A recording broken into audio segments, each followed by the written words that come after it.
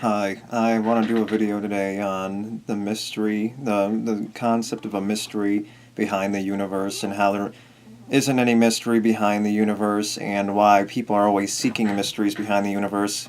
It's a concept that I was thinking about after I watched a Professor Anton video where he mentioned, not necessarily verbatim when I'm quoting him, and what he said was, and it's living life is about living in the eternal mystery, the mystery that can't be solved.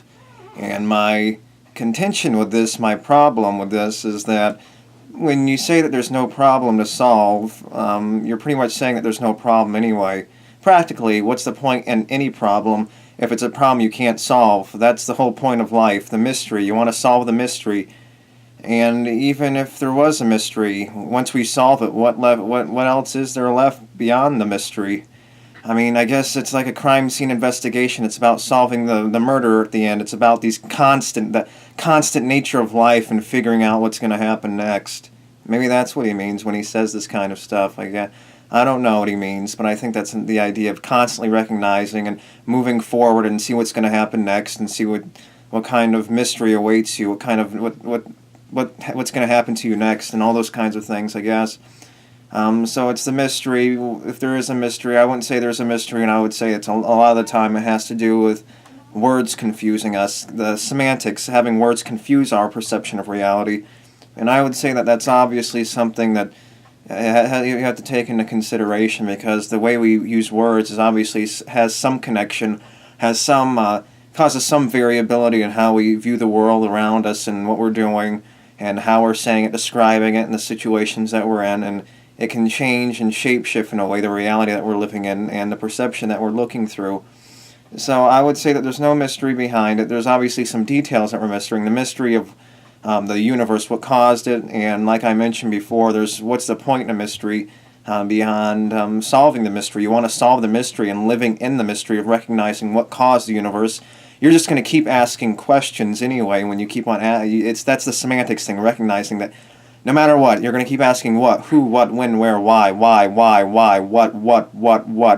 and you're not going to get to the bottom of anything because you're going to keep wanting an answer, and that's mostly the nature of the beast that we're living, the sentient beast, constantly asking questions because we're constantly looking for problems. It's the problem of life that's created by the mechanism that created the universe that's causing the dissatisfaction with having these answers finally answered.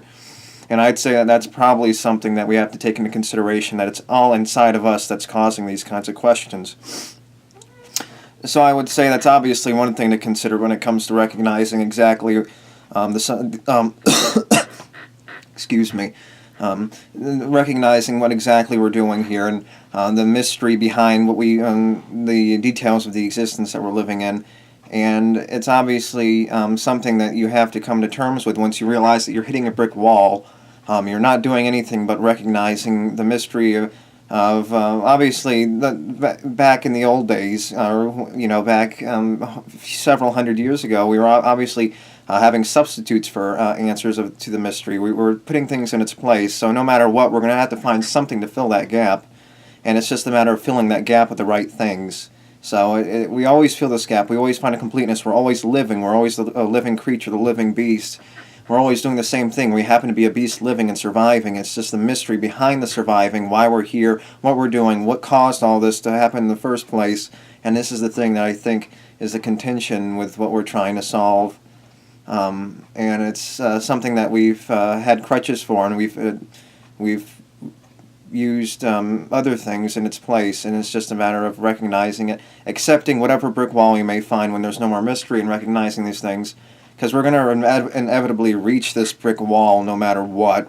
So it's something we're going to have to come to terms with anyway. It's going to win in the end, because looking back at it, all these things have been weeded out from the past, constantly being changed with the truth, and the truth's constantly taking over what we used to accept as truth. Truth based off mostly on ignorance, that's used now. That something that was based off of ignorance before is being used now as an excuse to not accept the truth, and almost denial of the truth, using it as an example. And I'd say it's all about, a lot of this is confusion of language and semantics, and the nature of convincing people and having them understand exactly where you're coming from when it comes to these arguments. And like I say, you have to talk on their level, otherwise a lot of the times people don't find that you're being a little too arrogant, and they're not gonna get the point just out of denial and how you act towards them. And the mystery's not there. We're not doing anything. The mystery that we're solving has mostly already been solved. It's just some details of that mystery that we're trying to solve. And I think the only mystery that we have is the mystery of recognizing where this game is going to go, where the pieces are going to fall into place, where the chess pieces are going to fall, and how they're going to fall, and what's going to happen. But we already know the mechanism that's causing these things to fall. It's just a matter of seeing it and seeing exactly how they're doing it, not if there's any new way that they're going to do it, some mysterious way, being sucked in by a black hole and seeing something completely new and interesting in another dimension that we can't explain. So I'd say that we're not going to find anything new or interesting. There's nothing beyond the reality that we see this white space around us, that we keep on experiencing this recognition of all the things around us. There's nothing more to this game. The mechanism that controls this game that we're living as biological creatures in reaction to the game that's being played by all these other inanimate objects is the only game that we're playing, beyond the point that we're obviously have this awareness of the things that we're doing around us. So the mystery of what, who, what, when, where, why, what are we doing? So who are we? We're sentient beings, a part of a universe, and that's exactly what we're doing. We're sentient beings brought about by a process or a mechanism of evolution, things that have happened over a period of time, things that have constant movement that led to this function of evolution, a function that leads nowhere, a function that has no end function except accomplishing things that you make by existing, and then you constantly do that. You look for another problem once the problem is over, and you keep on doing this over and over and over again. What are we? Who are we? That's exactly who we are. We are who and what, pretty much, I guess, answer the same question. What are we? We're sentient creatures. Who are we? We're our own individual state, or we're our own individual sentience experiencing this game through our own point of view as a part of this game as a whole. What are we exactly? That we're pieces of this puzzle, the pieces of the mechanism that we're trying to solve. I think that's good enough for those two. When... Who, what, when, where, why. When, we're in the year 2014, and we're constantly moving forward, and it's going to be a when is completely irrelevant because it's something that's constantly moving forward. Where when, I'm where I am right now, and then later I'll be somewhere else. Obviously, it's a fleeting thing. So when all these things happen, obviously, over a course of evolution, over a course of time, things have changed over, and now it's led up to where we are now. All these mechanisms moving in conjunction and moving all in one, and having all these different mechanisms move at the same time is the game that we're playing. And it's happened then, and it's happening now. So when is then and now, and into the future. I think that's good enough. And we're on planet Earth, one of the planets in this universe that keeps, as we theoretically can recognize, as a spreading universe, or some kind of infinite universe of something that happened, the nothingness that have made the nothingness, like an idea, like I said, that we can relate to more than the concept of some kind of infinite, something, a concept that's entirely and wholly a concept, like the Bible, can't be proved by anything but the concept itself, the book. The things that want to be proven in the Bible, the things written in the Bible can only be proved by the Bible itself. The things that happen in the Bible, the book itself is the only proof of the book itself. There's nothing in this reality that necessarily describes that the Bible is true other than the Bible explaining these things themselves, and some historical facts. But to most other these facts or these ideas laid out in the Bible, something that can't be proven other than the book itself. The proof the proof of the Bible is only the proof of the words in the Bible. The Bible only has itself as proof and nothing else. Sort of like this idea of infinite and nothing. Infinite only has the proof of itself is in the concept in and of itself. Infinite, like the Bible, only has itself as the concept, or as the book itself, like the Bible, is the only proof of itself, and it has nothing other than that. The concept that we can't properly apply to this reality. So yes, it's a very vague concept, as I mentioned in, I think, another video that I made about vague concepts. So that's the point I made. And nothing is something we could relate to more, or infinite nothingness, or whatever. And well, nothingness has no concept of time. You're not making any conceptual relation when it comes to that. There's no context when there's nothingness. Based on nothingness, it's like an instantaneous. There's no forever instantaneous. Instantaneous, like the nothingness of you falling asleep and waking up. Say it's a power nap you're having. You power nap for 30 minutes, and you wake up. It's sort of the only time that gives you any sort of context that you were asleep is the moment that you fell asleep, which I would even argue that you don't even recognize. And the moment that you wake up and you recognize, oh wait, was I just asleep? Everything happened instantaneously, and you just don't realize that process of opening your eyes. Oh, I'm awake now, and that's the only thing that we can necessarily give context to that. And I think nothingness, like where are we, why are we here, is something. The mystery, answering the mystery, is something that at least makes a little more sense. Is something that we can experience. And infinite is something that you can apply to numbers in mathematics, but it's something that you can't necessarily apply that says something that has no beginning and no end. And all numbers have a beginning when you're, at least in the context of the numbers that we're creating using these equations that we use, like algebraic equations and all sorts of things. Pi has a beginning, but doesn't have an end. I thought infinite was a matter of having no beginning and having no end. So it's a concept that's very vague that you can't necessarily apply to this reality that we're living in. It's a concept that you can apply, but you can use it in a different context, and recognizing it's maybe something that keeps on going until it ends. And a nothingness is the void which answers the question of the mystery of why we are here and how we got here, and the thing that happened before we got here, if anything, nothing. I think that makes enough sense. I'm just trying to get a points across as best I can. I'm not necessarily trying to answer any questions. So I think I answered where we're on a planet that constantly keeps, as part of the universe, we're on planet Earth all right now, or some of the people out in the space station that are hovering over Earth, but we're generally on Earth. We're part on this island planet, obviously cannibalizing each other and taking away from someone else to get what we want, and what we want obviously has implications on everyone else, and everyone else has an implication on us, and it's almost a self-feeding mechanism that we have no control over because everything's affecting everything, bouncing around, and there's nothing we can do about it because we're all having equal and opposite effect on each other. So why are we here? Well, why are we here? We're here because the process is deemed it so. It's a deterministic universe, right? So the process that led up based on this deterministic universe is what brought us here.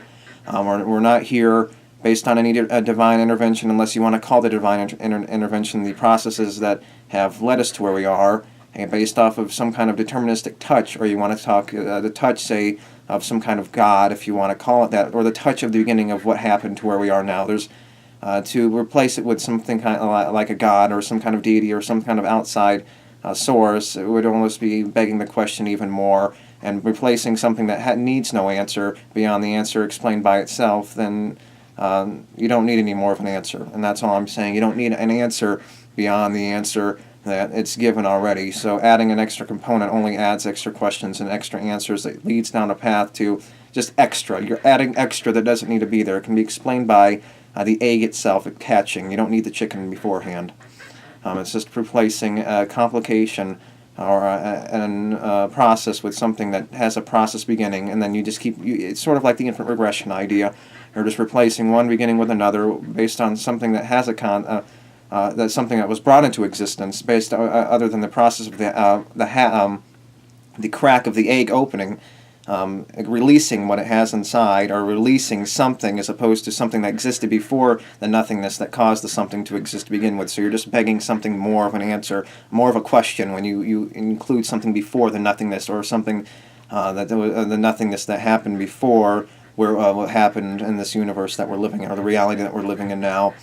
So I think back to the semantics thing. The semantics obviously have a play on our perception, and it obviously can confuse the perception, and how we're constantly asking why, when, where, why, what are we doing, what exactly is going on. And I say the mystery is based on our own biology, the way we were built, the way the mechanism works, the mechanism that controls all these other objects in this universe, the inanimate objects, the non-sentient objects that controls us. And obviously, it's a matter of not being satisfied with the answers that we're given. The answers are right there in front of us, and we're just sitting there not being satisfied. We always think there's something more, and that's the only problem of the mystery that we're trying to solve. There was no mystery to begin with. The mystery is satisfying the desire, satisfying the emptiness, satisfying the holes in us that we need to feel like we need to fill up with this mystery concept. That there's something more to this game than there actually is, and there's nothing more to it than the void that we're trying to fill by creating a mystery based on the nothing, on the concept that there is no mystery, just to fill in the problem that we need to constantly be fixing based on the nature of reality. It's a contradiction not really a contradiction, but a idea that we're, based on the nature of this reality, where we're constantly creating problems based on the sentience, the problem of frustration and having problems, solving new problems, giving us purpose in our life, is the only thing, the only mystery that we're overcoming, the mystery of how we're going to solve that problem, and having people recognize that the only mystery is inside themselves, and recognizing that there's no mystery beyond their want for a mystery, and their continuation of trying to find some purpose based on all these questions that people are asking, and to solving this mysterious problem, filling the gap in the void, and trying to solve a problem. They don't need a question that causes a problem. I'm creating a mystery that we need to solve, hence another problem, to create some kind of more of an answer. We need more of an answer. We're constantly trying to answer more and more questions, and it's just the dissatisfaction of these answers that creates the mystery that we have. Nothing more, nothing less, from at least as far as I've explained it today, or I've explained it right now. I think that's good enough. Yeah. So, who, what, when, where, and why. The mystery of... There's no mystery. The mystery is just understanding the concepts around us and what's going on around us, and there's nothing really much going on except realizing. It's a realization that we need to come to, a realization of perceptual understanding, and not letting words get in the way too much of a perception of recognizing and understanding the things that we're doing, and based on the sentience, something that didn't need to be here to begin with. The sentience is something that is just a byproduct of a universe that's that needs no answers questions or questions answered. It's just something that we're here, and we're playing by the mechanism, trying to answer it, answer these questions, defying our mechanism, realizing that we're only being played by asking, continually asking, and constantly getting the same answer over and over again based on our own dissatisfaction with the answers that we're given. And we're just going to keep going in a circle until, obviously, the infinite of this continuation of circle, of this cycle of thinking, comes to an end. Based on our own realization of the and perception, and the perception of and realization of what we're doing here and what's going on, and there's nothing much going on, so it's too bad, I guess. So I think that's all I needed to say. I think I explained everything good enough. There's no mystery beyond our own dissatisfaction of trying to create problems to fill those voids in us based on the mechanism that created us to begin with. And we're trying to satisfy that, and we can't satisfy it ever, and it's built off of a mechanism of constant satiation, because there's no end. That's what keeps us alive, that's what gives us purpose, and the mechanism, as far as we know, can't work any other way. And I think we've reached our brick wall. It's just a matter of having it bring us to our inevitable demise. So I don't think there's anything more beyond what have already been given in terms of answers. So I think I answered everything. So, yes, that's it, and thank you, and till next time, goodbye.